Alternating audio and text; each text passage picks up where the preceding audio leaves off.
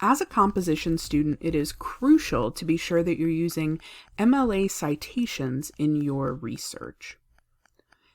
Every time you use a source, so any kind of article, book, it could even be an interview with someone, you have to be sure that you collect the information on that source so you can cite it later.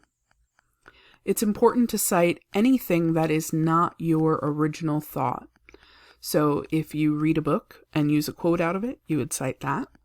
If you read a book and then developed your own idea based on that book, you'd still have to cite some of that information too. Since you're in Comp 1, it is not always ingrained in your mind yet of how to use MLA, and honestly, as a librarian, I don't have it all memorized either. So here in your guide, you can use this Valencia MLA style guide box to find examples of different kinds of citations. So the first tab that you click will take you to electronic sources. This is how to cite anything you might find online. So for example, it starts with a list of library databases and how to cite them.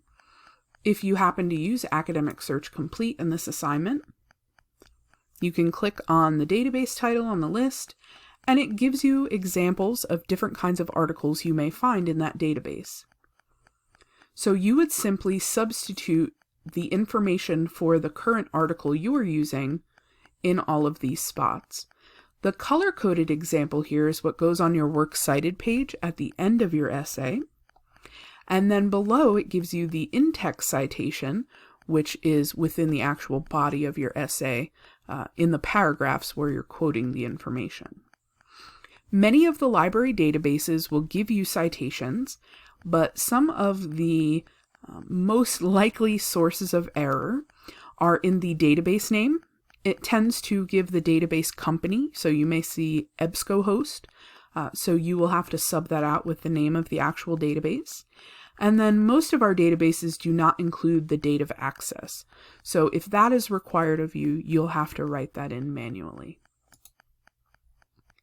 In addition to the alphabetical list of databases, at the very bottom you'll find links to other electronic sources that may not necessarily be from the library. For example, if you use a website, you can figure out which of the website citations fits your source. And then again, you can see it gives you the color-coded Works Cited sample, as well as the in-text citation sample. You can also see the same citation examples, but for print sources. So that would be any kind of physical source you can actually hold in your hand, like a book. And then at the bottom, there's also an MLA sample paper. This can help you get your essay into shape physically, so to speak. So it explains different elements of the essay and its style, so how your title should look, how your heading should look. As you scroll down the sample essay, it'll show you how to do in-text citations, as well as different quotes, and it even gives you a sample of a Works Cited page, so you can follow the formatting. If you need any help citing a specific source, you can click on the tab that says Contact the Library and work with a librarian on askalibrarian.org.